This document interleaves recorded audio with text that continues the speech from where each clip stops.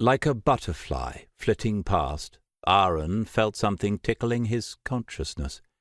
He and his disparate companions had spent the days following his naming, frantically fleeing the borderlands, and during this time Nolan and Aldini had been forced into casting one disguise spell after another. They had just entered the first group of trees that, according to folk, belonged to Hjalgar. A light snowfall prevented them from seeing more than a dozen paces in front of them, and Ahren wasn't sure what it was he had felt. Suddenly Cullen shot out from among the trees like a ghost, his white fur making him almost invisible in the snow. "Ahren!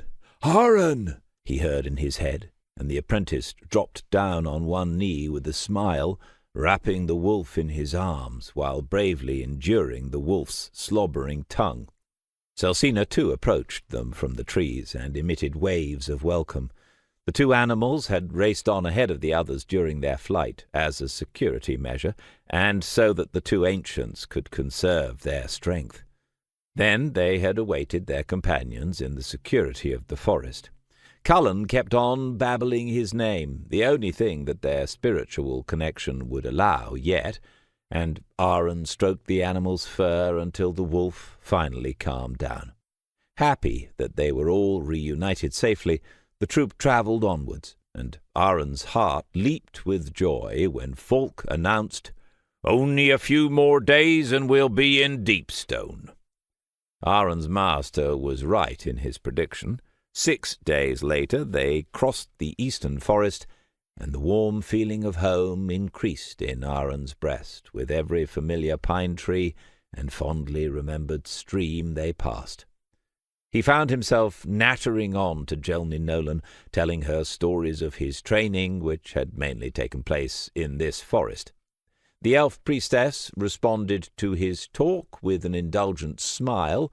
A heavy covering of snow lay over the countryside, and so Deepstone appeared tiny and sleepy as they at last walked along its solitary street one clear winter's day.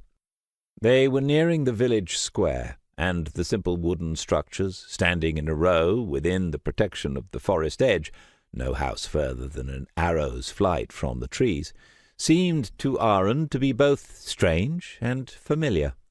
He recognized each of the houses, of course, but they all seemed smaller and less impressive than in his memory. He was musing over this change in his perceptions when Trogodon poked him in the side with his elbow. "Why did your people make your village so long? Seems a bit impractical. Getting from A to B must take forever," he said in surprise.